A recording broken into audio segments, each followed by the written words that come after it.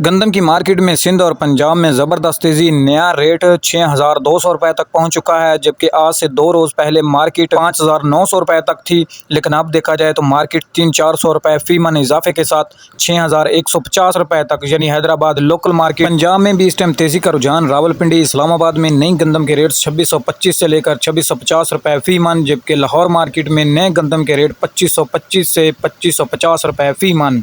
यानी देखा जाए तो काफ़ी ज़्यादा गल्ला मंडियों की निस्बत रावलपिंडी और लाहौर मार्केट में गंदम के रेट में ज़बरदस्त तेज़ी। इंशाल्लाह आने वाले दिनों में रेट मज़ीद तेज़ होंगे। पिछले साल 40 लाख टन गंदम का खरीदार महकमा फूड मार्केट में नहीं था, और गंदम का क्या हालात हुए, और इस दफ़ा मार्केट में 70 लाख टन खरीदार मौजूद नहीं है। लिहाजा देखभाल कर काम करें। अब शुरू में गंदम के रेट 1800 से लेकर 2200 रुपये तक टिके रही मार्केट।